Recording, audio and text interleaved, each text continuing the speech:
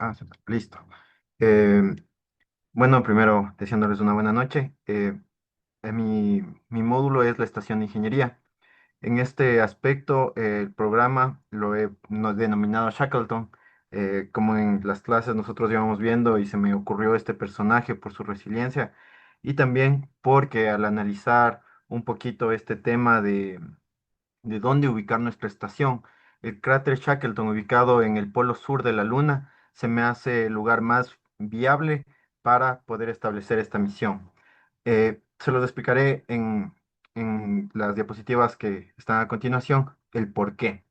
Para poderlo hacer viable y que sea totalmente sustentable, más o menos necesitaríamos nosotros unos 10 años en tres fases para que sea totalmente autosustentable e incluso genere una manufactura de exportación desde la Luna hacia la Tierra, más o menos con una inversión superior a los 100 millones de dólares y una tripulación en su totalidad de 24 personas podrían hacerla operativo al 100%. Eh, Más o menos les describo un poquito cómo está dividida mi exposición. Está en cuatro etapas. La primera etapa es un análisis técnico. La segunda etapa son las estaciones operativas. La tercera etapa es una organización humana.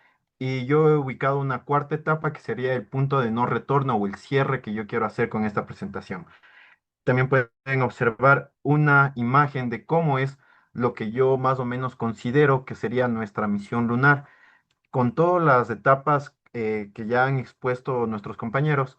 eh, Cada una de ellas está conectadas a través de estos túneles prolongables y con sus sistemas de sellado, ¿no? Entonces, avancemos y vamos a ir viendo lo que les puedo yo presentar acá, ¿no? Primero, siempre para poder analizar dónde o cómo estaría, hice un análisis un poquito de todo de todos los aspectos que deberíamos nosotros considerar. El punto más viable para nosotros colocar nuestra estación lunar es la meseta Nobile en el borde del cráter Shackleton, ya que ofrece una combinación óptima de recursos, de energía y visibilidad para una presencia humana permanente. Ya. El por qué se elige este sitio, ¿no? Porque tiene aproximadamente 89% de luz continua, lo que nos facilitaría en la generación de energías. Eh, en contraste con lo que habría en el Polo Norte, solo un 80%, y en el ecuador de la Luna tendríamos solo 14 días de iluminación o de radiación solar.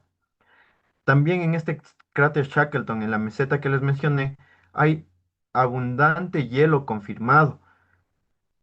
Estamos oscilando en una temperatura de menos 50 grados constante, pero esto no sería tan relevante ya que constaríamos con un sistema de control de temperatura.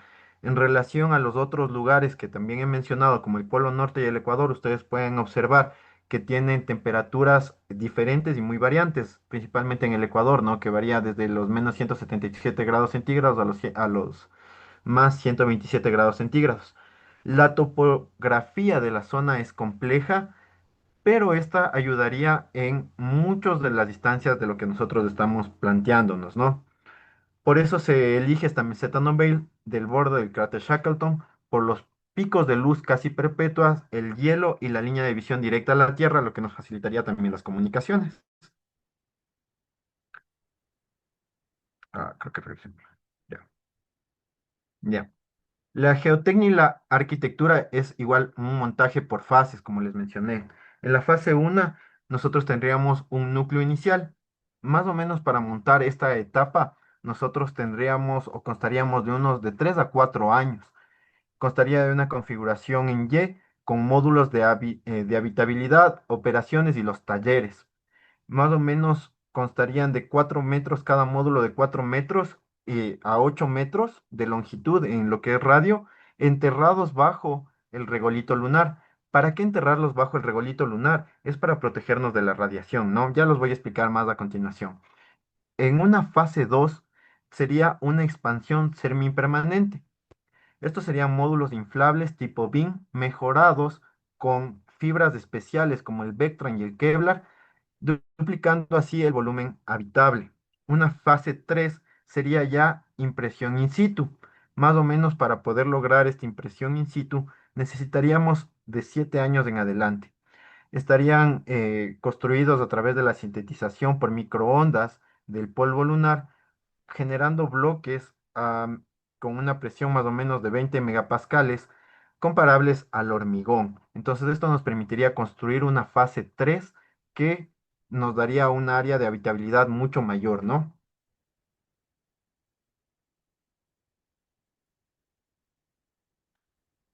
Aquí les explico un poquito lo que es la radiología y los números claves del sistema de blindaje por capas y por qué. El regolito disminuiría en un 60% la radiación que nosotros recibiríamos. Al compactar el regolito a 2 metros, a unas paredes de 2 metros, reduciríamos el 95% de la radiación. Y al ubicar esta estructura de HDPE en el interior, nos ayudaría a disminuir o aumentar un 10% más de los neutrones que quedaran dentro de nuestra, de nuestros habitáculos, ¿sí? En una fase uno tendríamos 320 metros cúbicos de volumen, en la fase 2, perdón, tendríamos 1200 metros cúbicos perdón, en la fase 3 tendríamos 1200 metros cúbicos para poder conservar en el interior una presión de 70 kilopascales y ser habitable por 24 personas en la fase final.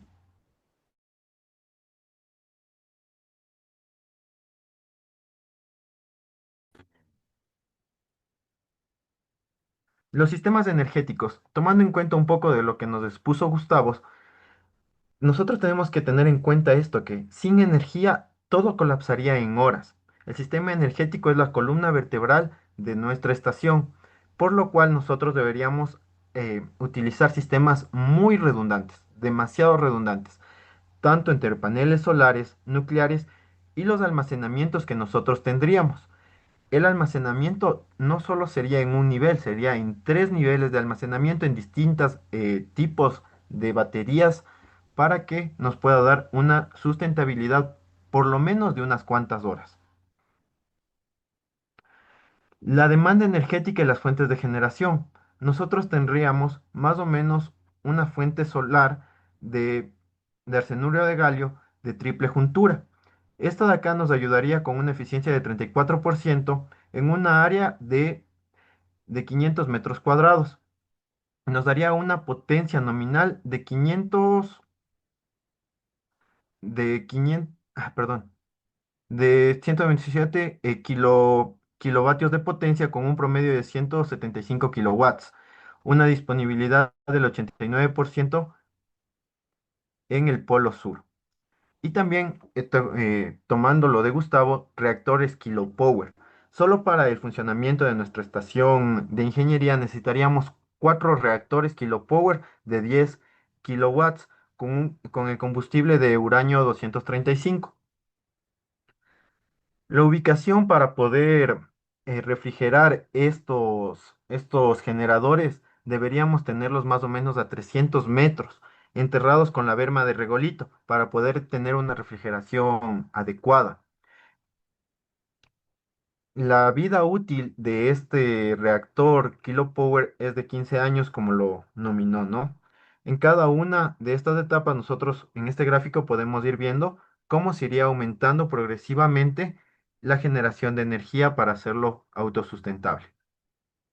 El almacenamiento nosotros lo haríamos en tres baterías, en tres niveles de distintos tipos de baterías. Una batería de respuesta inmediata, que son las típicas baterías de litio de 200 kilowatts.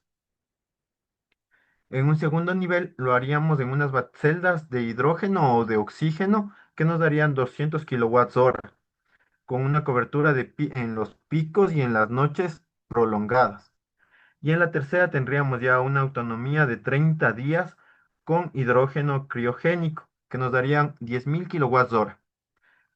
Para lo que son tormentas o fallos mayores, estas baterías de hidrógeno criogénico nos ayudarían para poder subsistir en este tiempo donde que la generación de energía sería muy difícil. El soporte virtual y el ciclo cerrado, ¿no?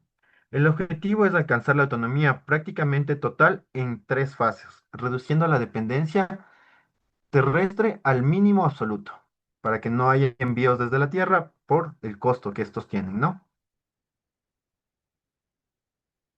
Necesitamos también generar reciclaje tanto de la atmósfera y de la producción de oxígeno. Para esto es importante, ¿no? Los sistemas de soporte vital y todo lo del invernadero que nos expuso Samuel también, ¿no? En una fase uno tendríamos un 70% de dependencia del reabastecimiento. En la fase 2 necesitaríamos solo el 90% sería independiente y solo necesitaríamos un 10% en caso de emergencias. En la fase 3 tendríamos un 98% de autonomía completa. En el interior, para que nuestro hábitat, nuestra estación de ingeniería sea funcional, tendríamos que tener una composición en la atmósfera interior de una presión total de 70 kilopascales o 0,7 atmósferas que nosotros tenemos acá en nuestro planeta, con un 26% de oxígeno que nos representaría más o menos del 18 kilopascales y nitrógeno a 74%, generándonos 52 kilopascales.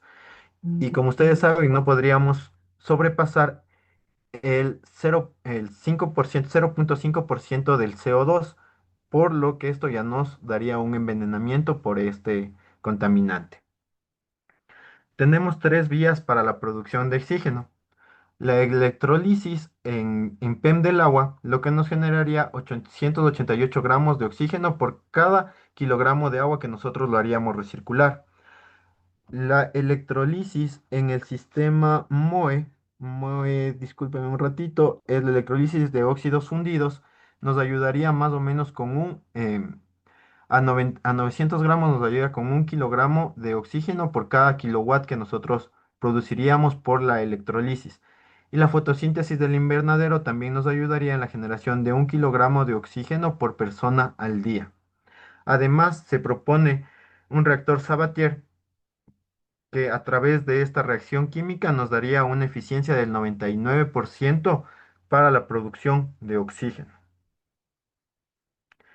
Los invernaderos hidropónicos, yo le hago acá una propuesta también a Samuel de los cultivos que puede generar para tener una autosustentabilidad.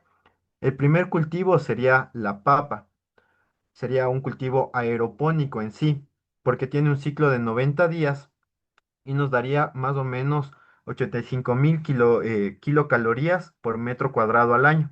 Es la mayor fuente calórica que nosotros podríamos tener. También se podría cultivar trigo enano, soja y tomate cherry. ¿Sí? Ahí ustedes pueden observar los ciclos de producción y cuántas kilocalorías nos daría en un año, ¿no?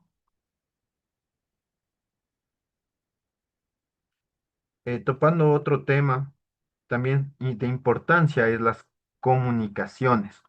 Dentro de las comunicaciones, yo establezco cuatro etapas, cuatro capas de comunicaciones. Siempre va a ser importante nosotros tener una comunicación directa con la Tierra, para lo cual yo propongo este sistema de cuatro capas, donde tendríamos el uso del Deep Space Network y la red del espacio profundo. Es una red de espacio profundo y el Star Trek de la European Space Center, que nos ayudaría a tener una comunicación directa en la Tierra. En caso de esta fallar, nosotros tendríamos satélites orbitando la Luna para poder tener la comunicación tanto con la Tierra y dentro de nuestro espacio habitable. También podríamos ubicar una red de comunicación LunaNet, que sería una red de comunicación de puntos estratégicos dentro de la Luna con torres y repetidoras en la Tierra. Además, dentro de nuestra estación deberíamos tener un sistema de comunicación, sea por cable, para casos de emergencia, con repetidores y entre otros elementos que se los describiré un poquito más a continuación. Ustedes pueden observar acá, hay dos maneras de podernos comunicar, sea a través de las radiofrecuencias, que nos daría una velocidad de comunicación, les pongo ahí los datitos, un por si acaso, y también podríamos hacerlo a través de una comunicación láser óptico. Pero para esto, como ustedes pueden entender, para poder tener láser óptico deberíamos tener una línea de vista. Y por eso es la importancia de los picos del cráter Shackleton, ¿no? Que nos daría una línea de vista a la Tierra de por lo menos más del 80% del tiempo. La latencia hace viable la restricción. La latencia es el tiempo de retorno de las señales, ¿no? Hace viable las conversaciones de voz con protocolos satelitales, limita un poco la telemedicina, pero no sería un problema porque nosotros siempre tendríamos médicos in situ, ¿no? Para poder realizar cualquier control y proceso médico. No podríamos tener un control fino de los rovers, por lo cual ahí entra la redundancia de nuestro sistema. Dentro de nuestro sistema lunar de comunicación, en una capa de LunarNet, como yo lo llamo, nosotros de ahí tendríamos una comunicación más directa para hacer control de rovers autónomos en la parte exterior. Y lo que sí se hace totalmente imposible sería cirugías robóticas remotas, por lo cual es recomendable siempre tener un cirujano dentro de nuestra misión, en caso de emergencias, ¿no? Para la movilidad dentro de nuestra estación de ingeniería, se propone tres tipos de misiones. Una misión micro que se podría realizar a pie con trajes de EVA, con los trajes de caminatas lunares, que no podría ser más allá de los 500 metros. Misiones meso que sobrepasarían los 500 metros hasta los 50 kilómetros, para lo cual se utilizaría rovers no presurizados, los famosos rovers lunares o loops que se los conoce y unas misiones Maracos, para lo cual nosotros necesitaríamos rovers ya presurizados, que nos daría más o menos una autonomía de 14 días en suelo lunar. Los trajes de EVA que nosotros utilizaríamos estarían compuestos por orthofabrics, neoprenos aluminizados, Dacron, Blender, HDPS y otro tipo de ¿cómo es esto? De fibras, más o menos con un grosor de 13 milímetros, con una masa de 55 kilogramos. Con los sistemas de soporte vital, llegaría a pesar estos trajes 93 kilogramos que nuestros tripulantes deberían soportar. Cada traje EVA debería cargar más o menos 1,2 kilogramos de oxígeno para 8 horas de caminata, con 30 minutos adicionales en caso de emergencias. Y siempre estarían con un control de los 25 parámetros vitales y de navegación con una comunicación constante, ¿no? Nuestra misión de ingeniería debería contar con un mínimo de 6 de estos trajes, con unos dos rovers no presurizados, un rover presurizado, rovers lunares autónomos para tareas de mantenimiento exterior y un rover cuadrúpedo para el mantenimiento de las zonas elevadas, ¿no? Y también se propone la construcción o el desarrollo de un rover minero que generaría 20 litros de agua. Estos serían necesarios para poder reabastecer nuestros sistemas de control vital, nuestros sistemas vitales, ¿no? Y acá vengo más o menos a tratar un poquito de lo que es la fabricación in situ. Más o menos cada kilogramo que nosotros importamos de la tierra nos cuesta por cada kilogramo 50.000 dólares. En cambio, con una producción local nosotros podríamos reducir los costos significativamente y podemos multiplicarlo por un multiplicador del 100%.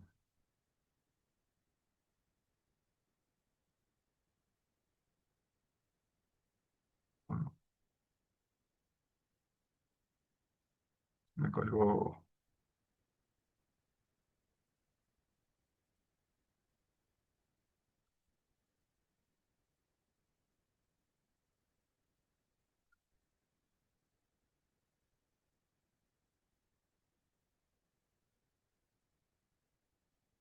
A ver. Para la fabricación in situ, nosotros necesitamos procesar este regolito lunar. El proceso para el regolito lunar, lo que nosotros podríamos obtener del regolito lunar, que serían nuestras materias primas, sería un sílice en un 45%, aluminio en un 15%, óxido de hierro en un 14%, óxido de calcio en un 12% y entre otros metales un 14%. Todos estos materiales nosotros podríamos procesarlos dentro de nuestra estación de ingeniería. Pero aquí viene una contradicción. Para nosotros poder realizar este procesamiento del regolito, necesitaríamos por lo bajo unos 800 kilowatts por tonelada producida. ¿Sí?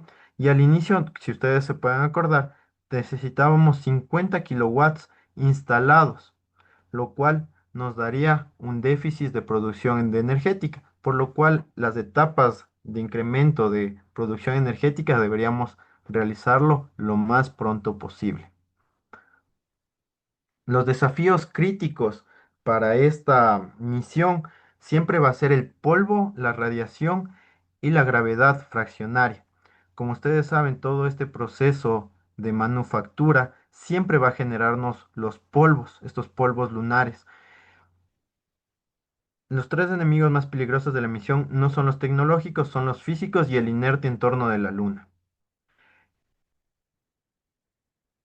El polvo lunar y la radiación serían nuestros principales enemigos.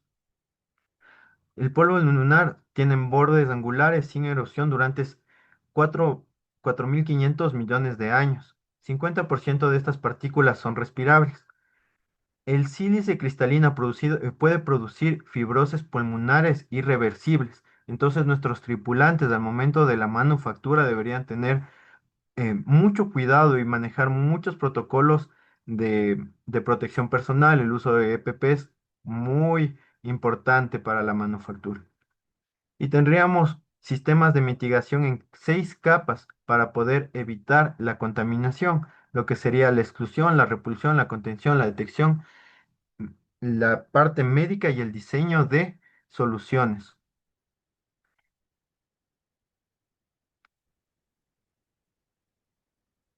También voy a tomar un poquito la fisiología de un sexto de gravedad que nosotros tenemos. Con un sexto de gravedad, la pérdida ósea va a ser por mes más o menos del 0,3 al 0,7 por mes, con lo cual nosotros deberíamos realizar controles de la masa la pérdida ósea que tenga cada uno de los tripulantes.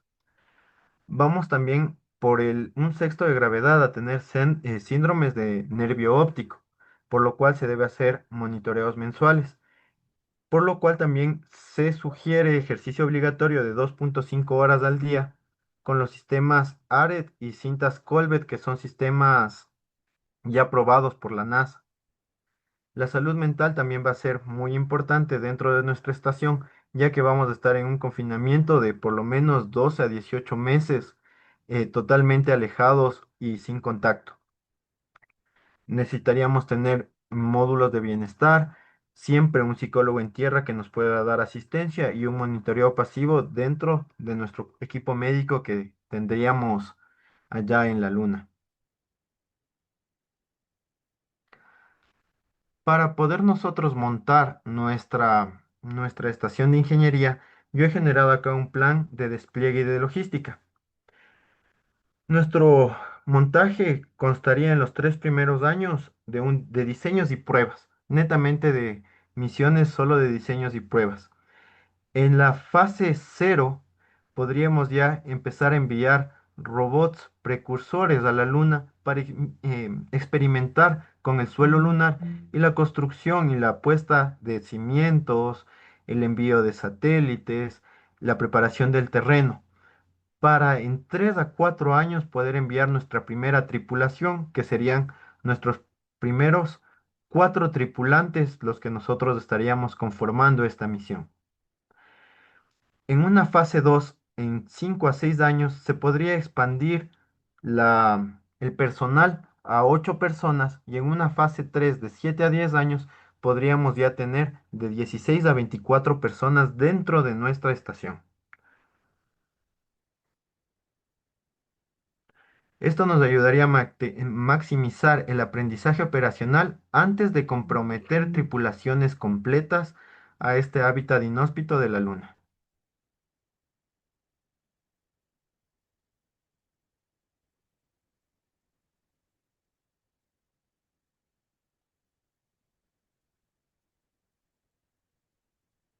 Oh, se me está colgando.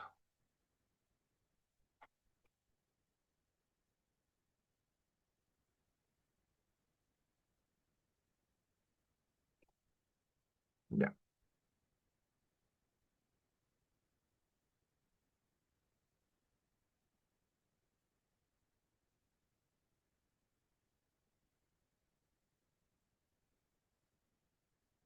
Acá le pongo unas pequeñas comparativas con el despliegue de las misiones Apolo, cuánto costaría en este tiempo en millones de dólares para poder desplegar cada una de las misiones. Para despegar la misión Apolo, a la actualidad se necesitaría 280.000 millones de dólares. Para despegar la Estación Espacial Internacional, para poder montar la Estación Espacial Internacional, a momentos se necesitaría 150.000 millones de dólares. Y para poder desplegar una estación lunar en tierra y una estación lunar fija, sería un costo menor, si ustedes pueden darse cuenta, porque el objetivo es que sea autosustentable, ¿no? En todas las tres etapas. Pero para desplegar todas estas etapas necesitaríamos mover en 10 años 1.600 toneladas separadas en estas tres fases en estas cuatro fases, contando la fase cero de precursores, para poder lograr nuestro objetivo en 10 años. Y aquí sí vengo ya a las partes de mi estación de ingeniería. Yo le he dividido en tres etapas. En la estación de operaciones lunares, la estación de mantenimiento lunar y el centro de manufactura lunar. Estas tres etapas estaría dentro de mi centro de ingeniería. La estación de operaciones sería el cerebro, el que estaría monitoreando, visualizando cada uno de los sensores de sus diferentes sistemas. La estación de mantenimiento lunar estaría siempre pendiente de qué sucede y cómo reaccionar al instante en caso de una emergencia. Y mi centro de manufactura sería la forja para poder desarrollar herramientas, desarrollar sistemas de ser necesario. La estación de operación lunar es el concepto y la ubicación de esta sería el cerebro de la base y debería estar elevada en unos 12 metros para que pueda observar todo el terreno con una vista directa de toda la infraestructura. Debería tener una fibra óptica troncal a todos los módulos, con una distancia mínima de 50 metros del hangar de rovers para poder nosotros enviar estos rovers en casos de ser necesarios. Una línea de visión directa a las torres de comunicaciones y debería tener integrados en sí un Storm Shatter de 72 horas de autonomía en caso de tener pérdidas o fallos energéticos. Tendría más o menos un área de 12 metros cuadrados de 12 metros por 8 metros por 4 metros, generándonos un volumen de 384 metros cúbicos y debe estar operada siempre 24 horas por dos operadores, con una cobertura de turnos de 24/7.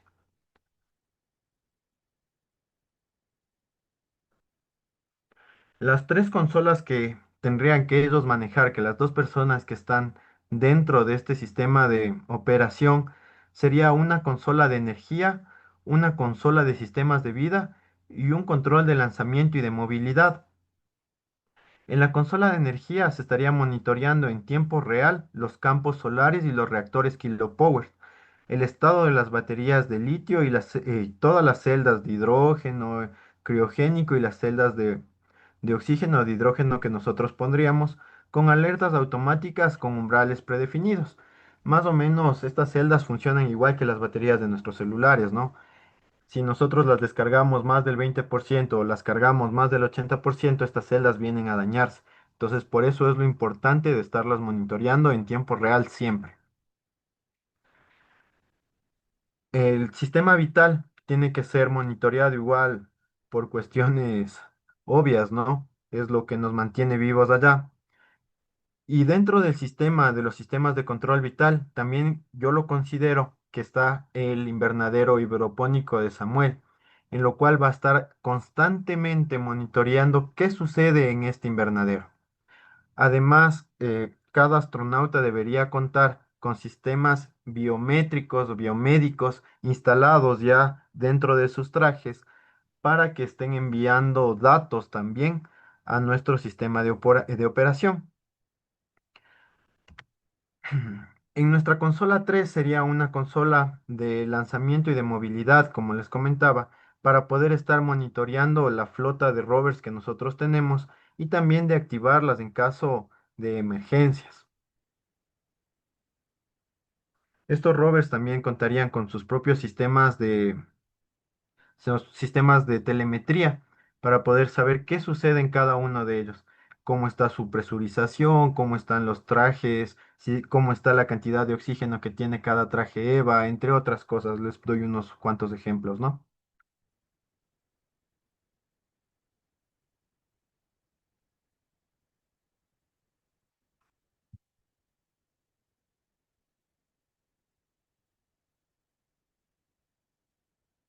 La estación de operación lunar es la representación virtual completa de la base.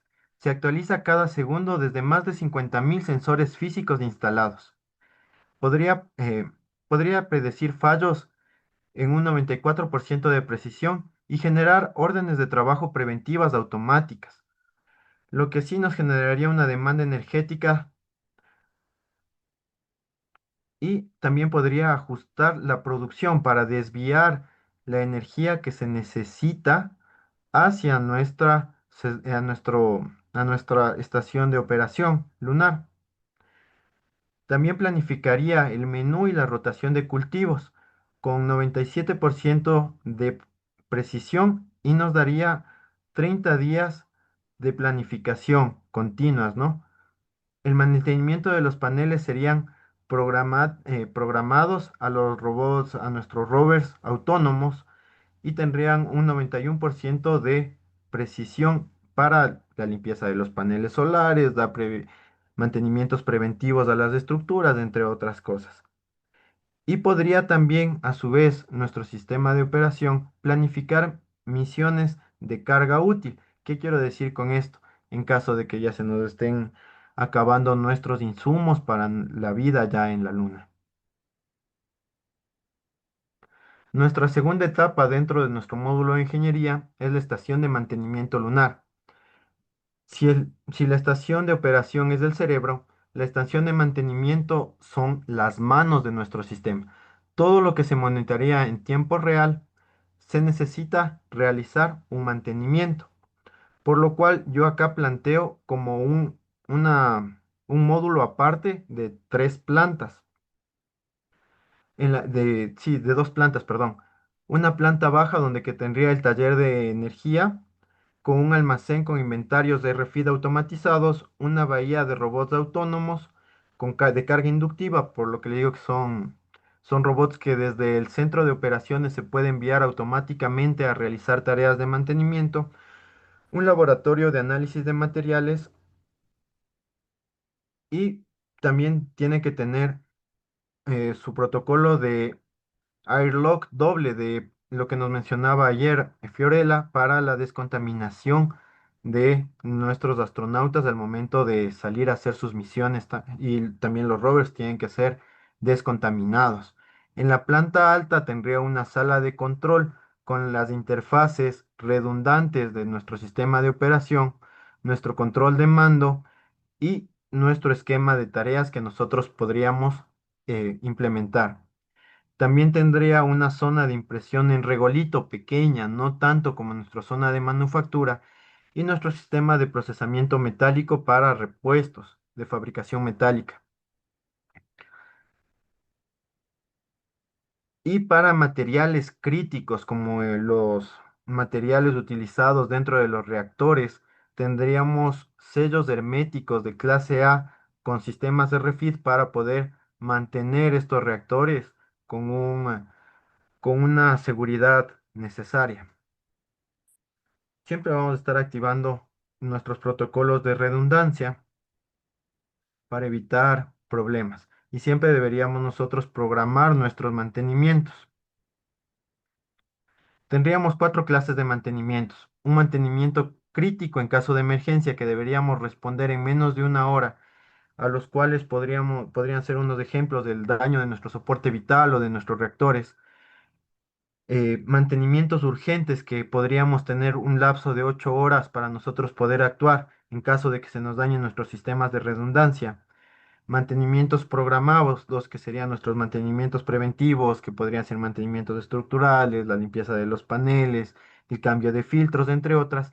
Y tendríamos unos mantenimientos de mejora desde mi punto de vista, pues, lo considero así, porque a través de nuestra experiencia nosotros podríamos ir haciendo optimizaciones a cada uno de los sistemas de acuerdo a nuestros recursos.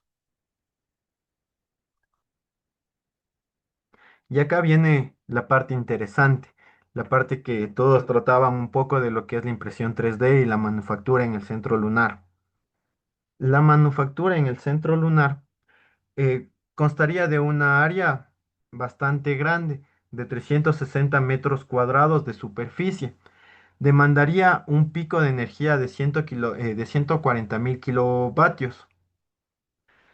Y para evitar contaminación con los polvos lunares, con la radiación y con todos los desechos que esta manufactura nos generaría, necesitamos separarlo de nuestro centro central, de nuestra parte central, unos 80 metros para evitar la contaminación. Y toda la comunicación entre nuestro centro de operación y nuestro centro de manufactura tendría que estar con sistemas de descontaminación.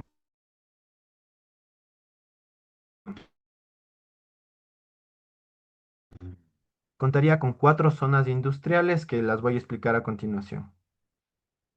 La zona uno sería una zona metalúrgica. Estaría constando de un horno MOE que puede alcanzar los 1600 grados centígrados. Es un horno de inducción que me va a permitir a nuestros materiales obtenidos del regolito lunar fundirlos y generar lingotes. Una zona 2 de manufactura aditiva, lo que es la impresión en regolito lunar sería nuestra nuestro primer objetivo. Y también una impresión de piezas metálicas a través de polvos adherentes, eso es lo que significa el DED, y polímeros FDM, que son la típica impresión 3D que nosotros podemos encontrar en la Tierra y en la Estación Espacial Internacional. Una zona 3 de mecanizado CNC. eh, de lo que he investigado, los documentos que he leído, todavía no existe una CNC que esté operando en ninguna etapa de gravedad cero o de gravedad controlada o de un sexto de gravedad como se tiene en la Luna, pero sería un objetivo muy importante para la fabricación de repuestos, de piezas y de ingeniería dentro de nuestra estación lunar. Y también nosotros deberíamos tener en cuenta que tenemos que tener un centro de ensamblaje. En este centro de ensamblaje sería la metrología de todo nuestro conjunto. Ver que todo esté bien fabricado, que las medidas sean adecuadas, probar nuestros sistemas, entre otros.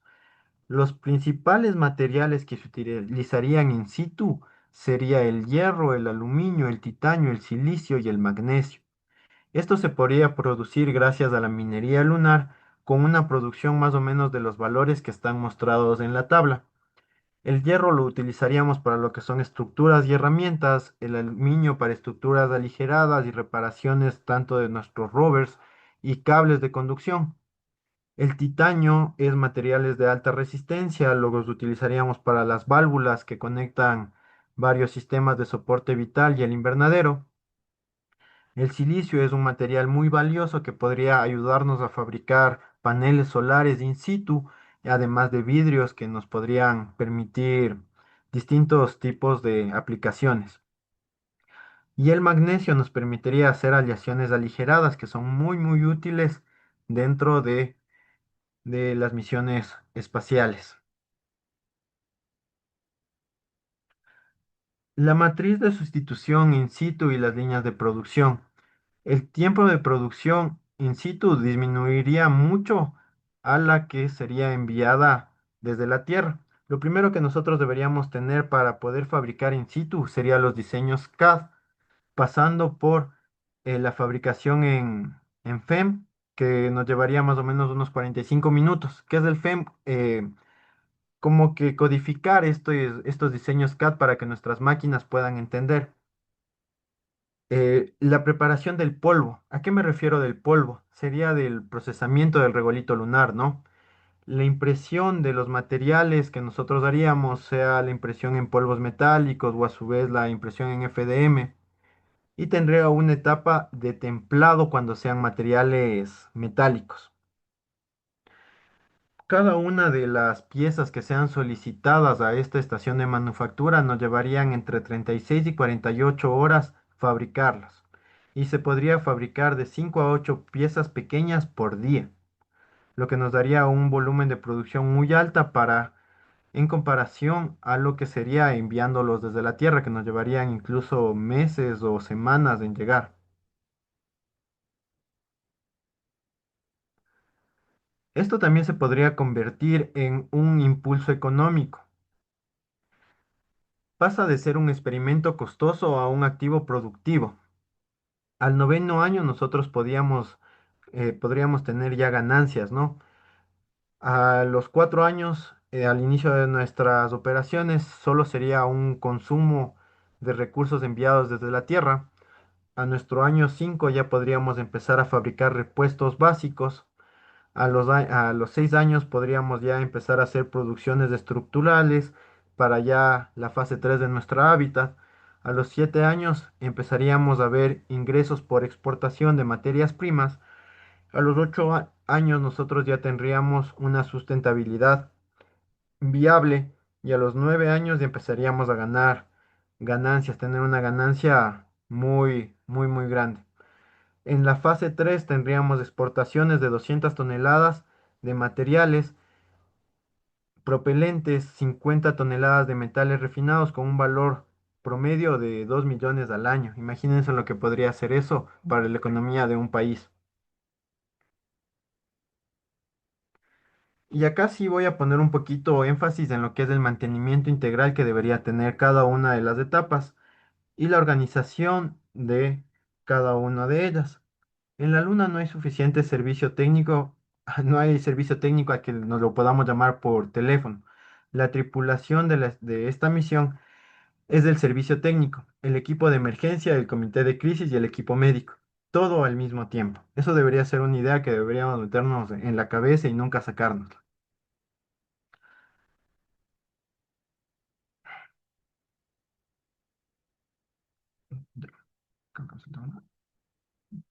Acá.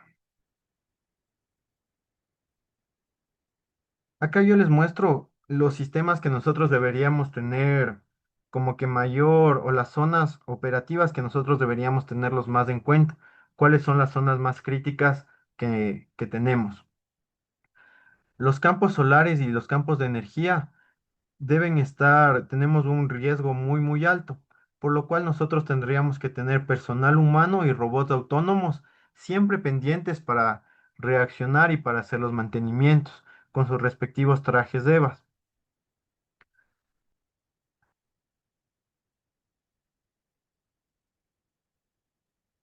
La estación de operación lunar, yo sé que no es tan crítico como el campo de energía o el centro de energía, pero con los dos operadores que van a estar por turno deberían ser suficiente para poder reaccionar en caso de emergencia y siempre deberían estar operando dos personas dentro de este centro. Nuestro centro de manufactura tiene un riesgo medio y siempre tienen que estar 4 personas en su interior para operarlo de una manera continua. Las zonas de minería in situ tiene un alto riesgo y deben estar siempre monitoreadas por dos ingenieros listos para sus mantenimientos o su operación manual en caso de emergencia. Los reactores nucleares deben estar monitoreados porque, como ustedes saben, puede ser muy crítico. Siempre tienen que tener acceso directo a nuestros trajes de EVA para poder realizar sistemas de mantenimiento. Y el resto de de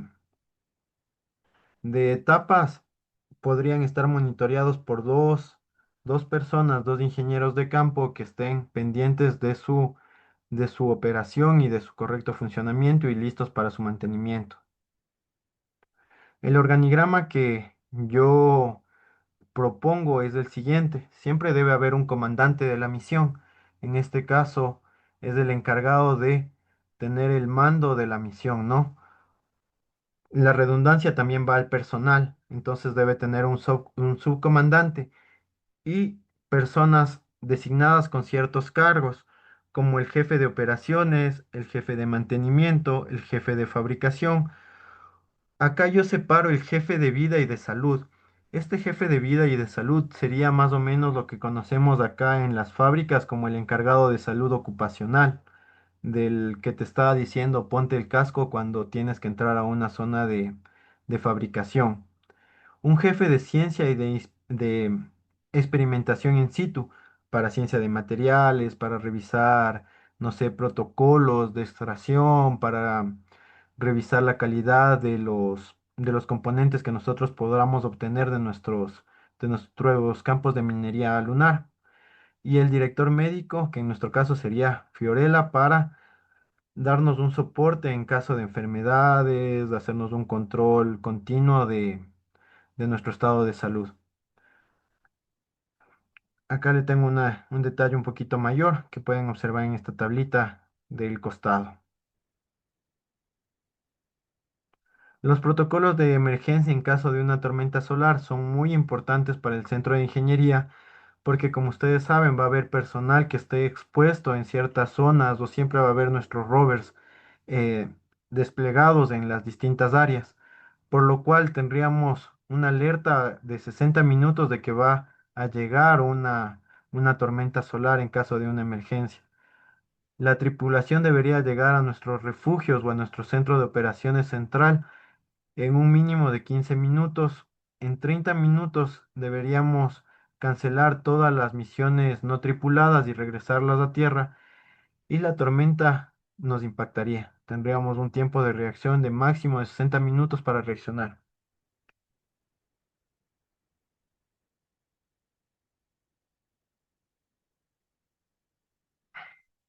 Nuestros sistemas de Storm Shatter, que son estas baterías redundantes de hidrógeno, nos darían, como les decía, 72 horas de energía en caso de emergencias como una tormenta solar.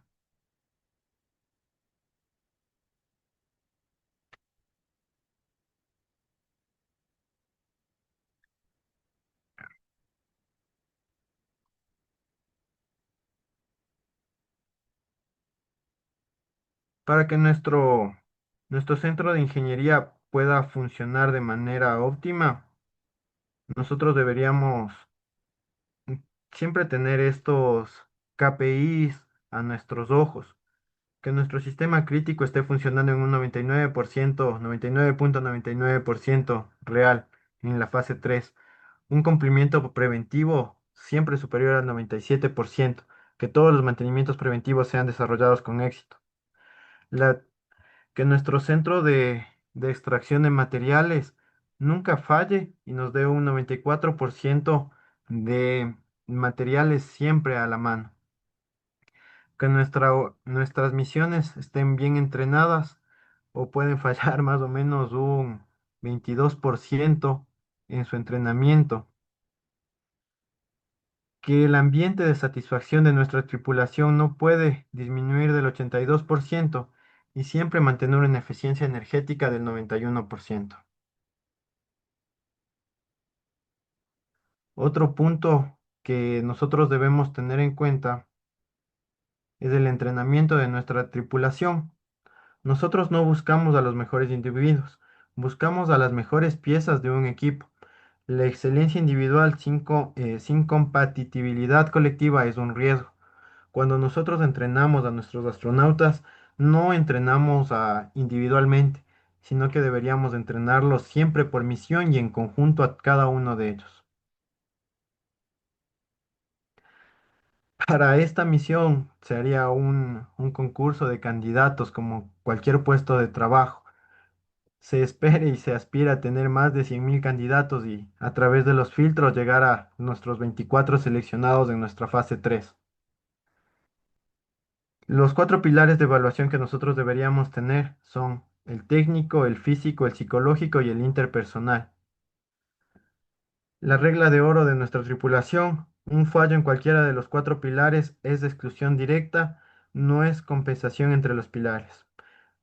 La inversión por cada uno de nuestros astronautas sería de 2,5 millones y la duración del proceso sería de 36 meses en poder entrenar a nuestro personal. Los criterios mínimos de evaluación para nuestro personal serían la educación, que sean certificados, sean PhDs o másters en ciertas áreas, que tengan más de 10 años comprobables dentro de sus experiencias.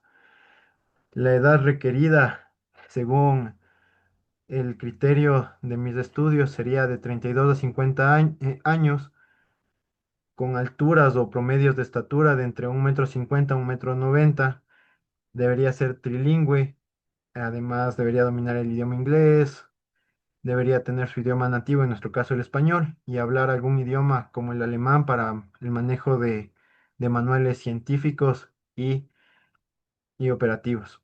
Y debería comprometerse a un mínimo de 5 años para poder ser parte de este tipo de misiones. En la evaluación médica no podríamos tener postulantes con problemas cardiovasculares, neurológicos o tolerancias específicas a ciertos parámetros de microgravedad. Por eso deberíamos hacer pruebas en centrífugas hasta de 9 Gs, cámaras hiperbálicas y alojamiento, a ver si nuestros postulantes sufren de claustrofobias, entre otros factores. Las evaluaciones psicológicas que se tienen que hacer también es importante. Aquí les dejo algún listado de pruebas que se pueden aplicar. Si uno de nuestros tripulantes presenta algún trastorno, a la mínima podría ser excluido de nuestro proceso. Aquí se propone tres escenarios análogos que nosotros podríamos tener en misiones análogas, misiones tal vez a lo que es la Antártida, misiones simuladas a la Luna, como la que nosotros estamos haciendo, y misiones de buceo, ¿no? Para confinamiento.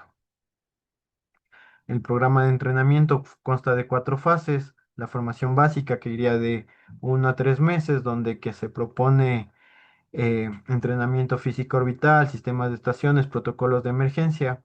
En una fase de B, una fase 2, la especialización, el entrenamiento técnico profundo por el rol que van a- a aplicar o el rol que van a tener en la estación. Podría ser un ejemplo el operador de los reactores kilopower, la persona que va a manejar las CNCs. Los médicos podrían tener un entrenamiento profundo en lo que es cirugía de aislamiento. Nuestro jefe del invernadero podría tener un taller tal vez de hidrofonía avanzada, entre otras cosas en esta etapa. En nuestra fase C, en nuestra tercera fase, sería ya la integración grupal de nuestro grupo, ver cómo puede trabajar, si trabaja en equipo, qué tan compenetrados está cada una de las personas con su rol y ver cómo se comunican entre ellos, que creo que es la fase más importante de nuestra misión, ver cómo cada uno de nuestros astronautas puede convivir y puede operar nuestra estación de la manera adecuada. Una cuarta fase sería la simulación completa en hábitats análogos de que debería contar más o menos de 6 a 21 meses, donde nuestros astronautas simularían lo que nosotros estaríamos haciendo allá. Netamente serían las operaciones rutinarias, emergencias no anunciadas, simulacros, decisiones éticas de recursos bajos. Tal vez uno de nuestros astronautas se enfermó o se le presentó una complicación médica. ¿Qué ética nosotros deberíamos aplicar bajo los pocos recursos que tenemos y cuáles serían los protocolos que podríamos nosotros aplicar en nuestra misión lunar? Y una etapa final sería ya las certificaciones finales, las evaluaciones de todas las etapas anteriores, una cuarentena médica ya para desplegarlos en misión, también reuniones de pre-lanzamiento donde se les diera información necesaria y todo lo importante, el equipo que van a llevar y toda la operatividad que van a tener ellos allá. Cada uno de los entrenamientos, de los roles que se podría tener, los considero también de la fase B. El comandante también podría tener especificaciones o cursos específicos de pilotaje de naves, gestión de crisis, toma de decisiones.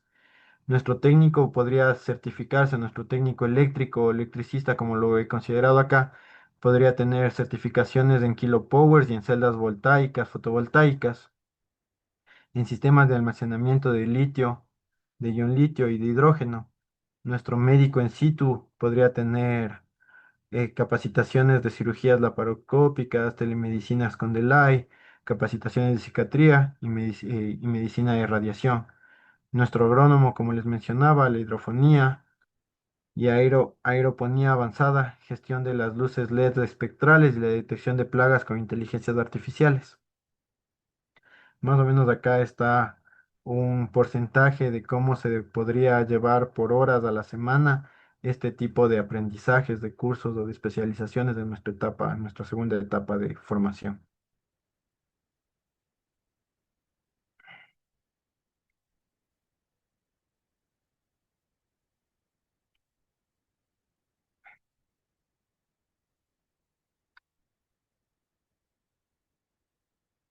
Los sistemas psicológicos y de protocolos de crisis también los considero bastante importantes, por lo cual cada uno de nuestros tripulantes debería manejar este tipo de protocolos que los he mencionado en tres etapas: el autocuidado diario, el apoyo entre pares, entre los miembros de nuestra tripulación, y el apoyo profesional.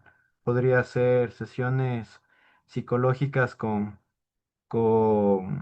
psicólogos en tierra. El- De caso de haber algún, algún problema, yo acá los he estandarizado como protocolos de crisis mental, divididos en cuatro etapas.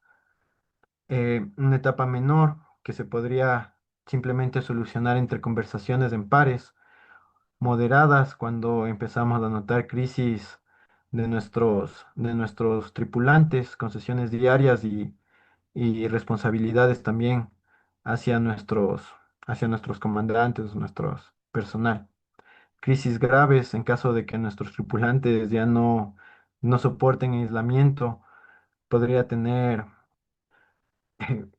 monitoreo constante, evaluaciones diarias de su comportar, y ya cuando serían críticas deberíamos enviarlos de retorno directo a la Tierra.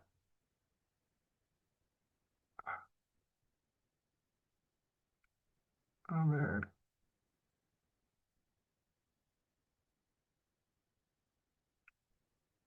Para nosotros tener las tres fases, cuando nosotros lleguemos a las tres fases, nosotros podríamos hacer relevos de las personas que se encuentran en nuestra estación lunar, para lo cual yo también propongo un protocolo de overlap. ¿Qué significa este overlap? Que están 5 días como que mezclados nuestro personal para poder hacer un cambio de mando dentro de todo nuestras tripulaciones. Y para cuando nosotros regresemos a la Tierra, también propongo acá un protocolo de postmisión. Esto lo estaba revisando un poquito de lo que fue las misiones Artemis, cómo es la reintegración y el postmisión que ellos están realizando.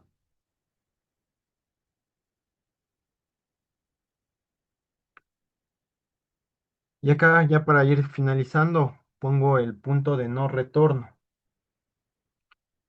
En el instante en que la base lunar genera más valor del que consume para mantenerla, ya sería nuestro punto de no retorno.